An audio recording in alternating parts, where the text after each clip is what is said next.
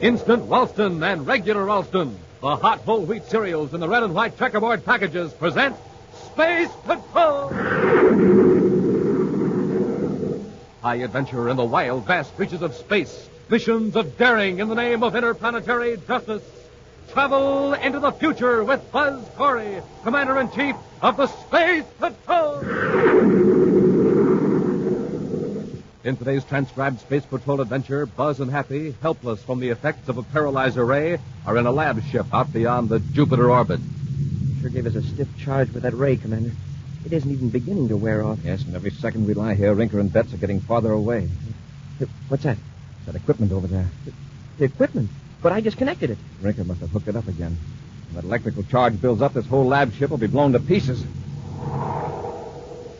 We'll return in just a moment with today's exciting Space Patrol adventure, The Wistful Wizard of Neptune's Moon.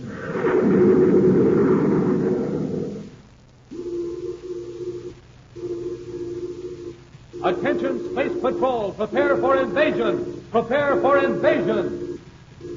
Hey, stop the whistle, stop the bells, hold everything. That's no invasion. That's a gang of Space Patrollers trying out their new monoview outer space helmets.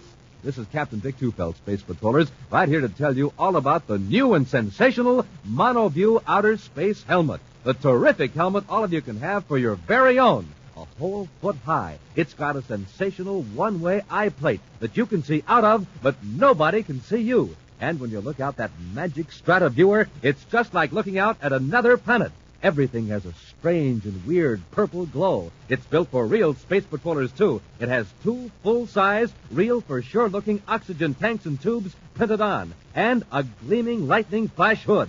Now, just think of the fun you can have with a monoview outer space helmet of your very own. And here's how to get it. Just buy a box of good hot Ralston. Then, with your name and address, send 25 cents in coin and the instant or regular Ralston box top to Space Patrol, Box 686, St. Louis, Missouri. That's Space Patrol, Box 686, St. Louis, Missouri.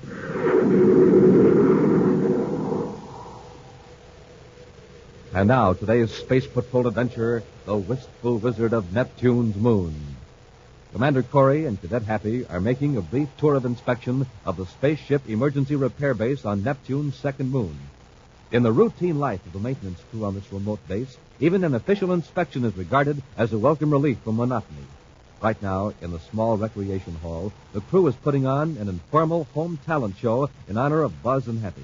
The 2 Space Patrollers are watching with amazement as an amateur magician completes a baffling trick.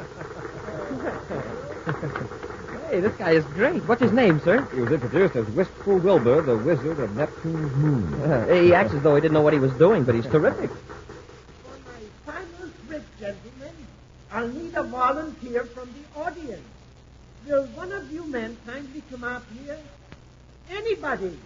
It won't matter because I've never tried this trick before in public. So, Cadet, would you mind?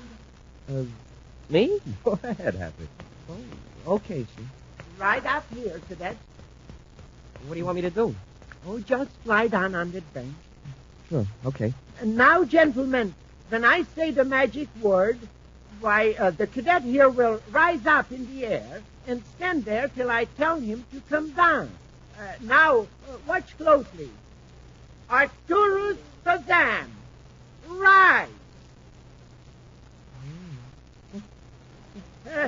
What's happening? Hey, let me down. You see, the cadet floats in midair. Thank you. Cadet, you may descend. Smoking rockets, what a sensation. Well, gentlemen, I got to get back to the work at the shop, so that concludes my part of the performance.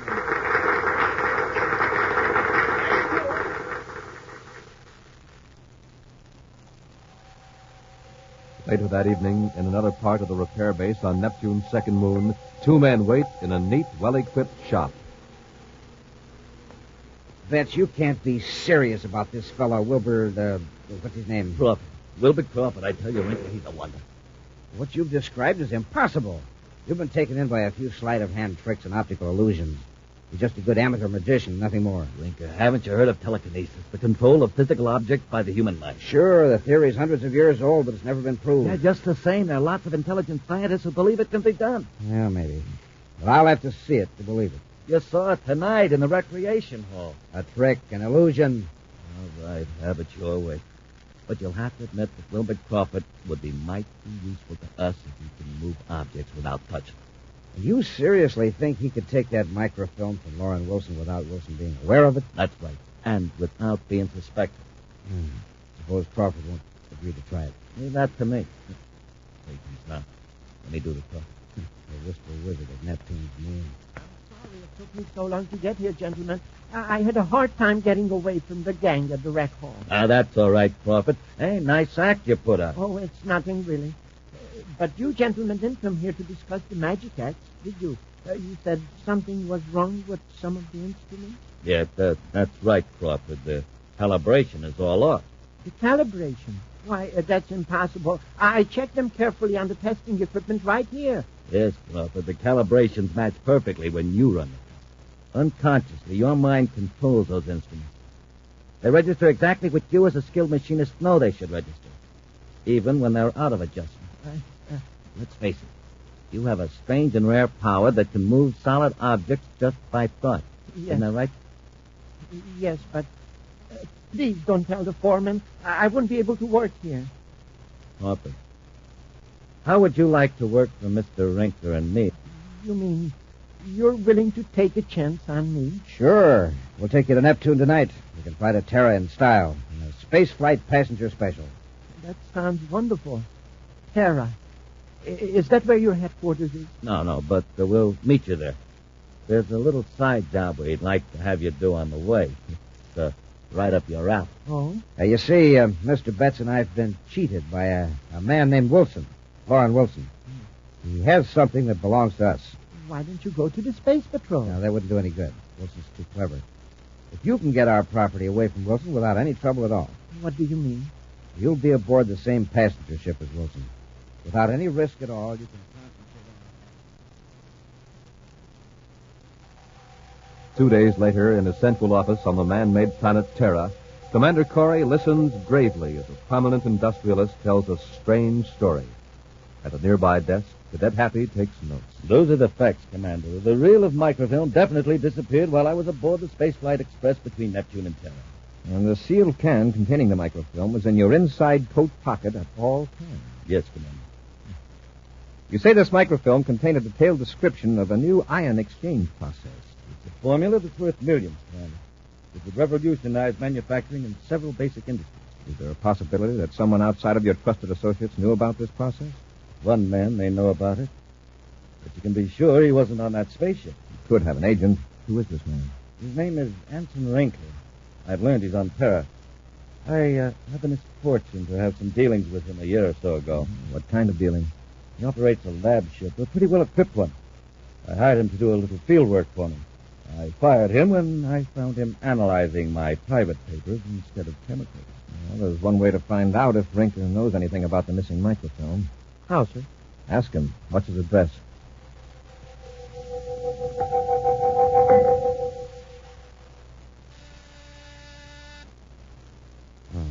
Bet you expecting anyone? No.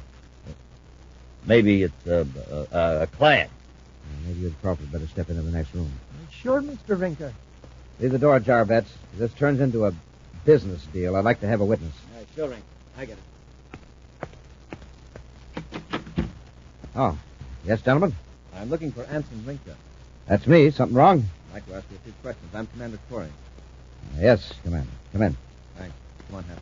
Yes, sir. Rinker, do you know Lauren Wilson? The manufacturer? Yes. Nothing happened to him, I hope. He was robbed. Oh? Surely you don't think that... If you know nothing about the robbery, then you wouldn't object to taking a brainograph test. A brainograph test? Now, see here, I Commander. guarantee that we'll ask you only one question. I'll tell you what it is right now. Do you have any knowledge of the theft of a roll of microfilm belonging to Lauren Wilson? Now, will you come down to headquarters and submit to that one question on the brainograph? Well, this comes as somewhat of a shock, as being suspected of such a crime. I'd like Hear for a that, moment to Crawford? think about We've got to get Mr. Rinker out of this. But if that microfilm is really Mr. Rinker's and not Mr. Wilson's, the brainograph will prove it. Don't you see? Wilson and Corey are in a conspiracy. Wilson will use his money and influence to show that he's just the victim instead of the real thief. And you'll be arrested along with poor Mr. Rinker. But I didn't do anything wrong. I was only helping Mr. Rinker get his own property back. Just try to prove that. Look, we've got to stop Corey. But they're armed. Now, yeah. But I think you could do something about them. Huh, Prophet? You want me to... Right. Now, stop thinking. How about it, Mr. Rinker? Are you coming with us? I'll ask my partner. Betts, should I go along? I don't think it'll be necessary, Mr. Rinker. Thank you, Betts. I'm staying here, Commander. You had your chance to come willingly, Rinker. Keep them both covered, Happy. Yes, sir. Commander, my ray gun's gone. And yours is gone, too, isn't it, Commander? However, Mr. Betts is armed. Get so Rinker, Hap. Let him have it, Betts. Give me that. Ah, splendid work, Betts. You too, Crawford. You disarmed them from clear across the room. Now, come on, let's get to our ship and blast off while Corey and the cadet are unconscious. We'll return to Space Patrol in just a moment. Ready, Captain Two-Fells? Got your helmet? Helmet set. Eye plate in place? Check. Oxygen tanks full up? Check again, Space Patroller. Then helmets on and let's go. Yes, sir, Space Patrollers. We're off on a trip to the Purple Planet. How do we get there? Just by putting on our Monoview outer space helmets.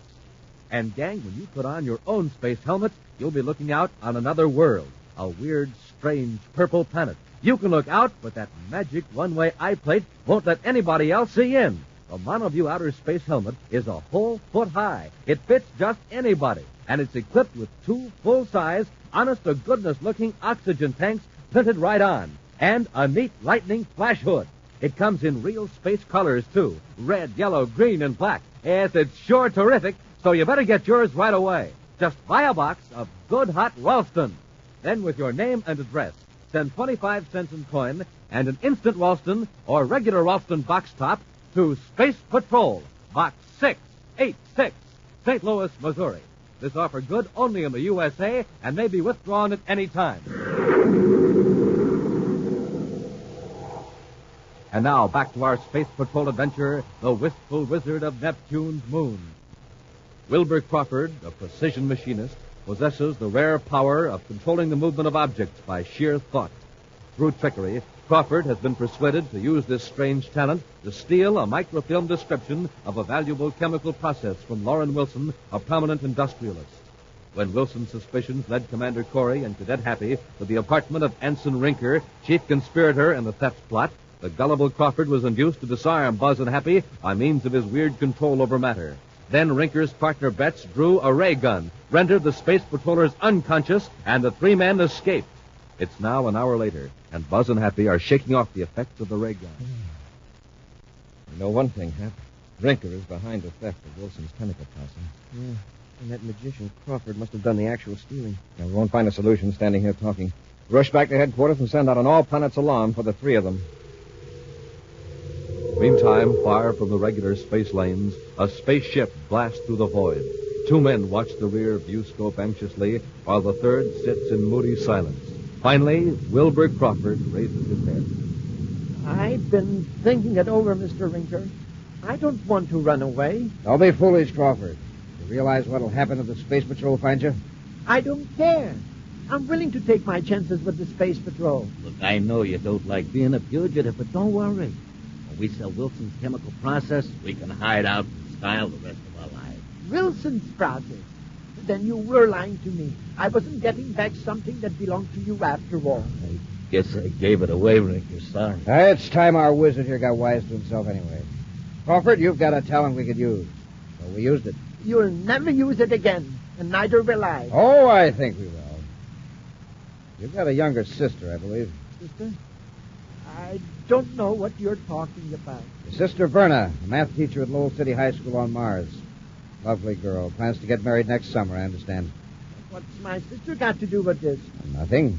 Except that I'm going to contact one of my men on Mars and suggest that he look after Verna. You leave her alone, do you hear? Just behave yourself and cooperate with Mr. Betts and me, and nothing will happen to your sister. What do you say, Crawford? What are you going to do with me? For the time being, we'll stay out here beyond the regular lanes. Then we'll go to Mars and transfer to my lab ship. By that time, the Space Patrol will figure we're headed toward one of the outer planets. Then we're going to hide out on Mars, eh? No. We'll head for Mercury. We'll leave Mars as soon as we can. You aren't going to try to land in Lowell City, are you? Of course not. My lab ship is several DUs north of the city, near the old bauxite mine. But you don't have to worry about that, Crawford. Now, just do what you're told, and you'll keep your sister in good health. Yeah. Turn on the spacer phone. Bets will put through that call to our man in Lowell City. Okay. Hey, what are you talking about? The space phone's already on. You just clicked the switch yourself. I did? I guess I must have. Funny how an action gets to be automatic. Brinker aboard Space Cruiser NP. In Space Patrol headquarters on Terra, Commander Corey gives Cadet Happy a printed copy of a space-phone conversation picked up by the monitoring station. Well, where was the spaceship that was sending this? 400,000 DUs from Terra, 70 degrees above the plane of our orbit. What's our next move, sir? I've already assigned 3 of our Mars agents to guard Crawford's sister, Werner. He'd better be getting to the spaceport. Going after Rinker, huh? I figure we've got time to reach his lab ship north of Lowell City before Rinker gets there. We'll give him a surprise party. What about our ship? Suppose there's no place to hide it near the mine. We won't try to hide it. We'll pick up a pilot in Lowell City and have him drop us off near Rinker's hideout. Come on, Happy. The Martian sun is low on the horizon when a private cruiser blasts into the thin atmosphere and heads for a gouged and furrowed area north of Lowell City. After a careful check in all directions, Ensign Rinker sets the cruiser down in the red dust close to a lab ship. In an aft compartment of that ship, Cadet Happy presses a sensitive instrument against the bulkhead while Commander Corey slowly regulates a dial. In the ship now. That was the hatch closing. When do we jump in? I'll find out for sure whose side Crawford is on. We're blasting off.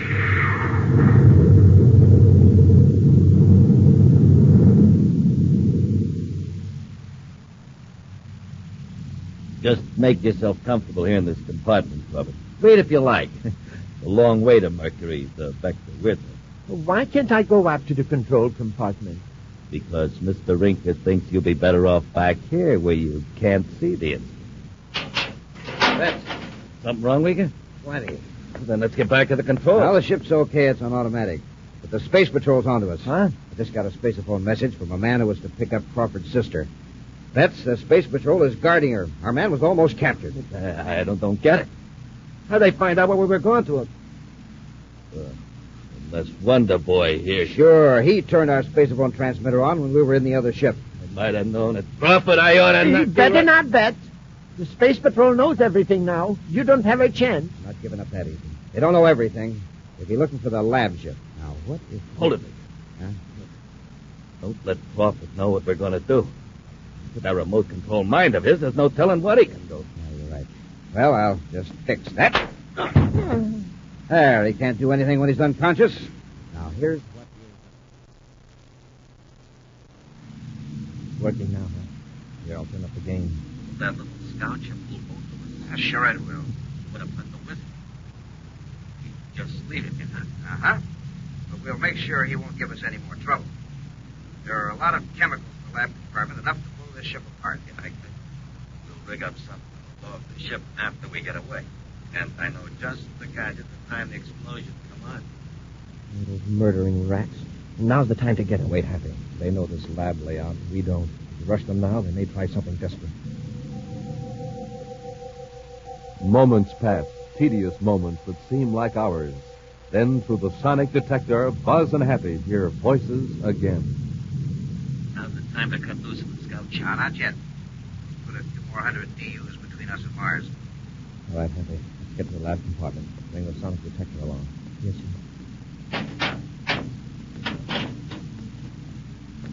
In here, Happy. Shut the door. Is this what they're going to blow their ship up with? What they plan to use. This device here builds up an electrical charge very gradually, and at a steady rate. When it reaches a certain intensity, the charge is released into these chemicals. Wow. Sort of a time bomb. Exactly. Pull that switch, Happy. Yes, sir.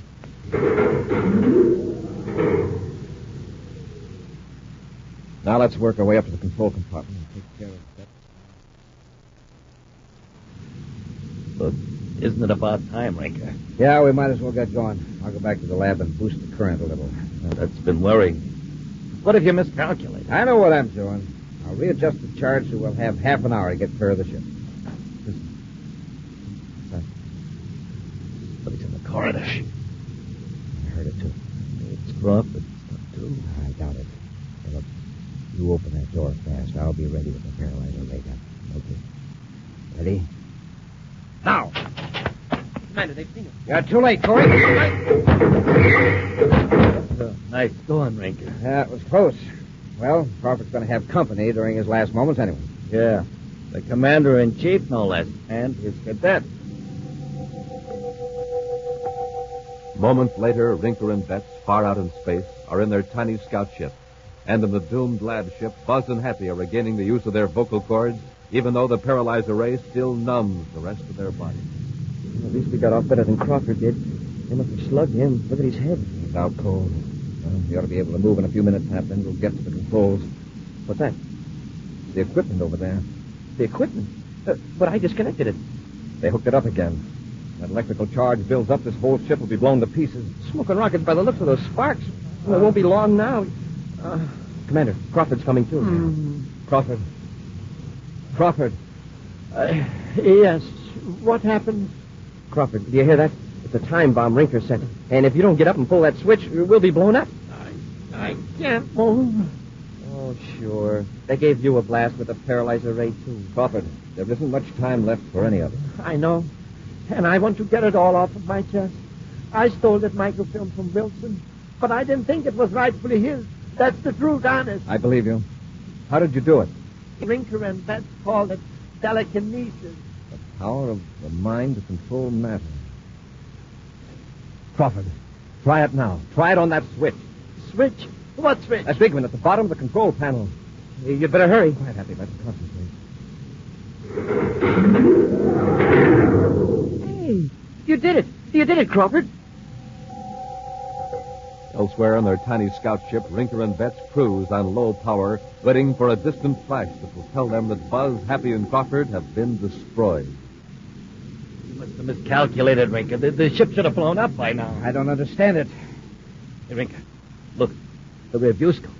There's a spaceship. Confounded Betts, why weren't you watching? Look, I've been looking for the explosion. The lab ship. Our lab ship. Now, don't get panicky. We can probably outmaneuver him till Thacker gets here from Mercury. Yeah.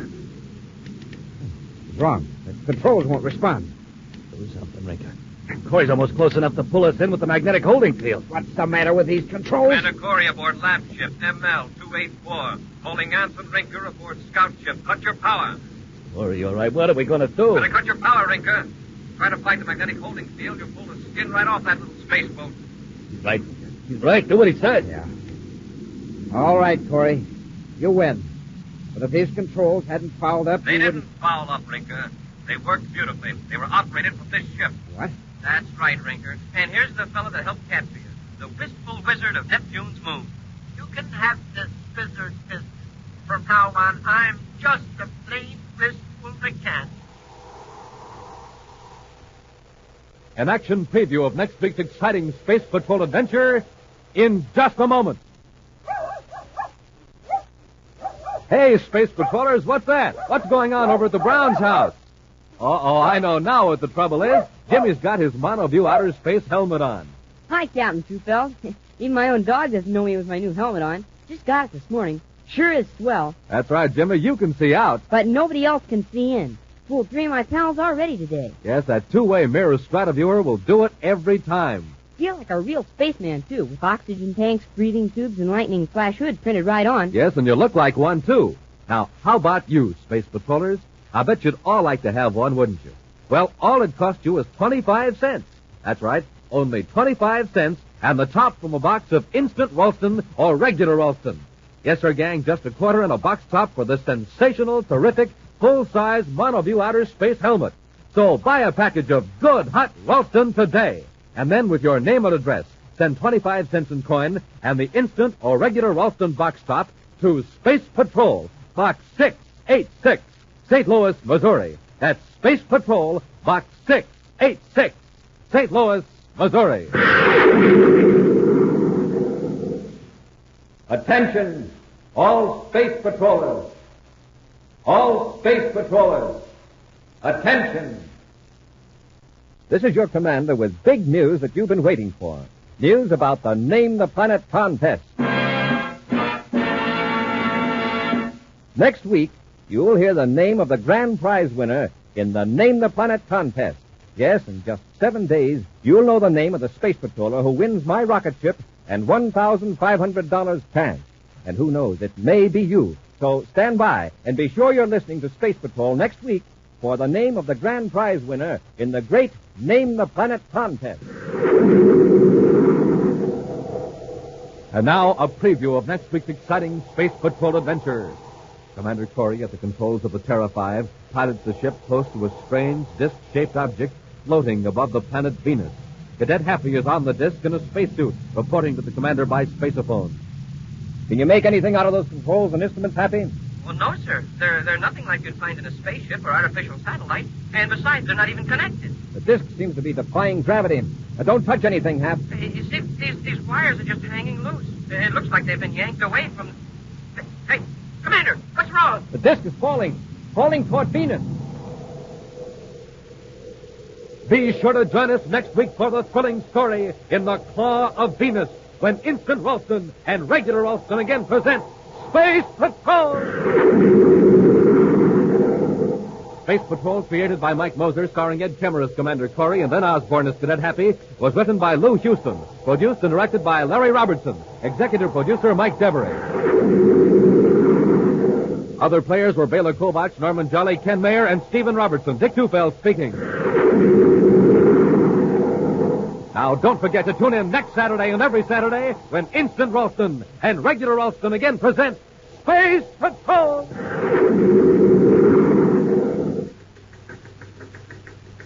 This is Dick Tufeld in Los Angeles, reporting on the first airplane with swept-back wings used in the U.S. Air Force, North American's F-86 Sabre jet fighter. In a moment, we'll hear from George Welch, the famous test pilot on the Sabre jet. The Sabre is 37 feet long, weight 8 tons. Wings are swept back at a 35-degree angle. Top speed more than 650 miles per hour. Now, George Welch recorded at Edwards Air Force Base. I was lucky enough to fly the F-86 Sabre jet for the first time. The first time up, or the 50th, every flight is important. That's why I have to keep in top shape. I like to eat good food with lots of energy in it. Rice Chex and Wheat Chex meet that test, and they taste exactly right. I think you'll like them, too. No other cereal, puffed or flaked, contains so much nourishment in such concentrated bite-sized form. So take a tip from George Welch, Joe Lynch, and other top test pilots. Make your cereals Rice Chex and Wheat Chex. And here's big news. Inside of Chex, you now get a thrilling new Space Patrol trading card. Flip 'em, collect the entire set of 40. Free Space Patrol trading cards inside of Rice Chex and Wheat Chex. Be sure to see another exciting Space Patrol story on your local ABC television station. Consult your local paper for time and channel. This program is broadcast to our armed forces overseas through the worldwide facilities of the Armed Forces Radio Service. Space Patrol came to you transcribed from Hollywood. This is ABC Radio Network.